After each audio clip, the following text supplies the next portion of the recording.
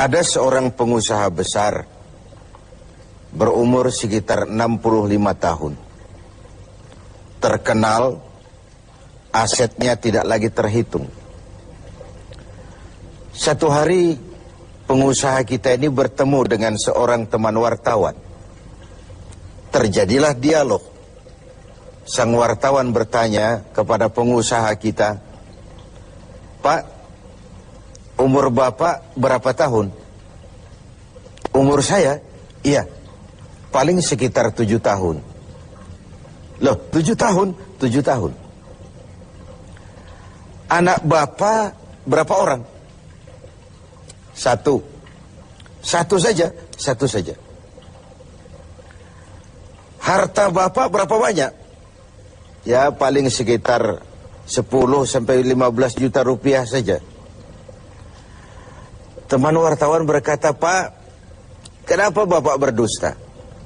Bapak orang terkenal, pengusaha besar, punya biografi. Kami tahu umur Bapak 65 tahun. Kenapa Bapak bilang 7 tahun? Anak Bapak pun banyak. Kenapa cuma bilang 1? Harta Bapak, aset sudah tidak ternilai. Kenapa Bapak bilang cuma 10 sampai 15 juta rupiah saja?" Senyum agak getir, sang pengusaha menjawab, "Kau benar, Nak. Umur saya kalau jumlahnya sih memang 65 tahun.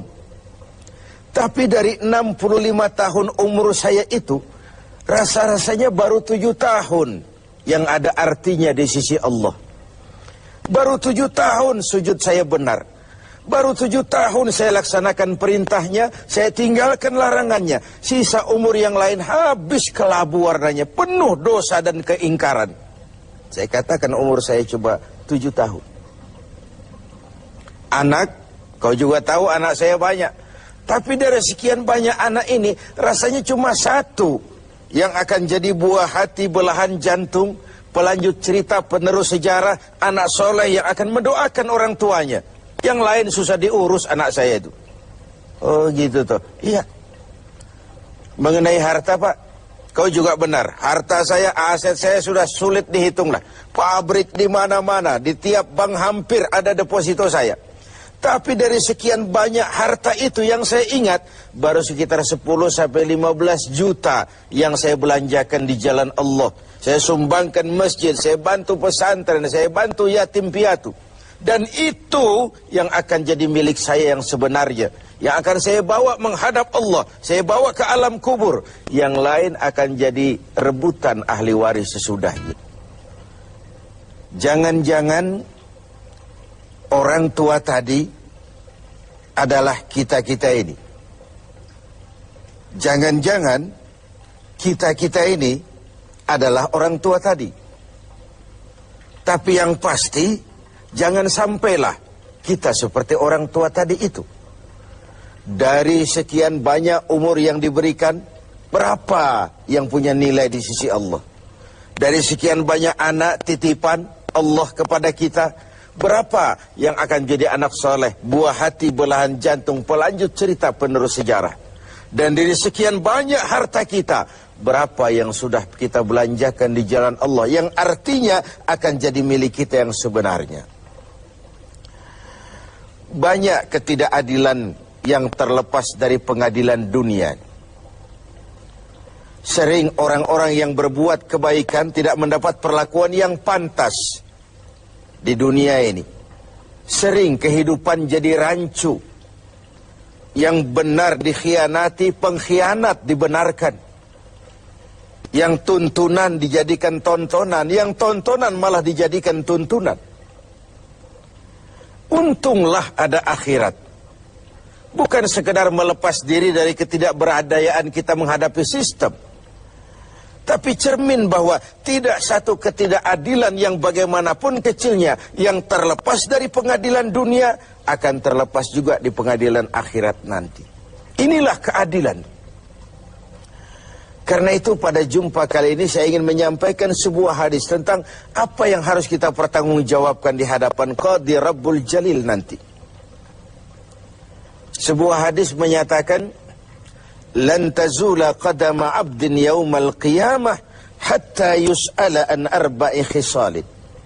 Besok di hari kiamat tidak akan bergeser telapak kaki seorang hamba sebelum ia dimintakan tanggung jawab terlebih dahulu tentang 4 persoalan.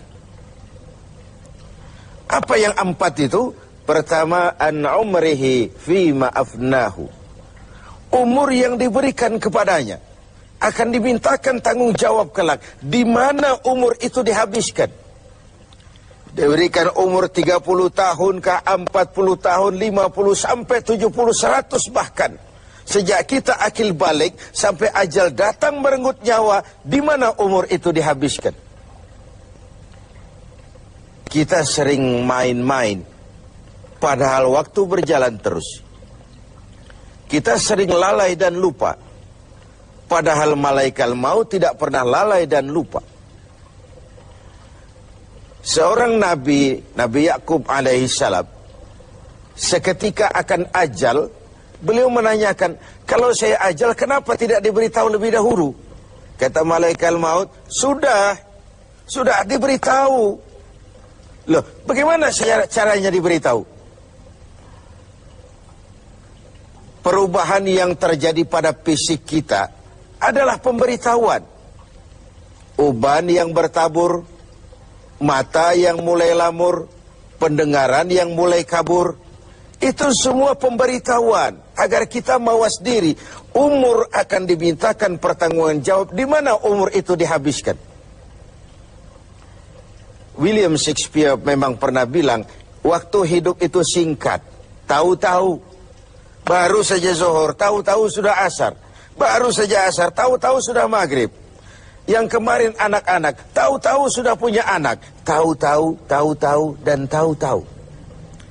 The time of life is short, kata Shakespeare. Waktu hidup itu singkat betul.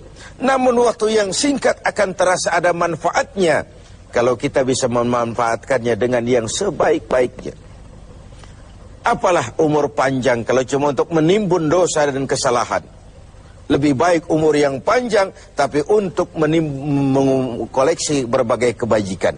Inilah makna ucapan Nabi, khairukum man tala umruhu wa hasuna amalu. Yang terbaik di antara kamu orang yang panjang umurnya dan banyak juga kebaikannya. Umur ini yang sering kita berleha-leha menghabiskannya untuk sesuatu yang tidak punya nilai, kelak akan dimintakan tanggung jawab di hadapan Allah Azza wa Jalla. Lalu yang kedua, wa an syababihi fima ablahu. Masa muda, pernah diberikan umur muda, di mana dihabiskan umur muda itu? Hura-hura atau untuk sesuatu yang bermanfaat?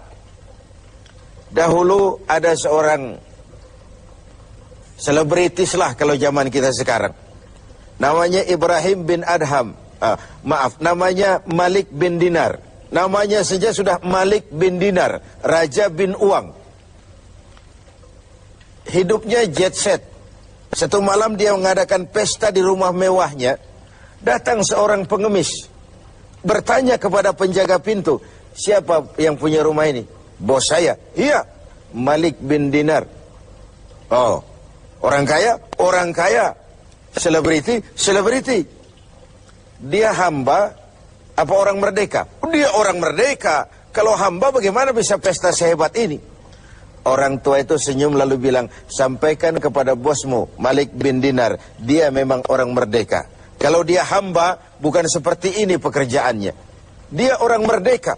Dilarang tidak terlarang, dicegah pun tidak tercegah. Merdeka dia memperturutkan hawa nafsunya. Kalau dia hamba Allah, bukan begini pekerjaannya. Menghabiskan waktu untuk pesta, hura-hura, sesuatu yang tidak ada gunanya. Ini disampaikan kepada Malik bin Dinar, dia tercenung mendengar orang tua yang misterius itu. Malamnya dia bermimpi kiamat datang.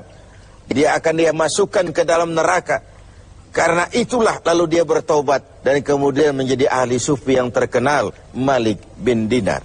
Masa muda akan dimintakan tanggung jawab. Yang ketiga, wa an ilmihi maza amilabi. Ilmu yang dimilikinya, kemana ilmu itu diamalkan? Untuk mencerdaskan orang atau untuk membodohi orang yang memang sudah bodoh? Untuk membimbing umat atau menyesatkan orang lain? Agar hamba menjadi hamba Allah atau agar orang menghambakan dia?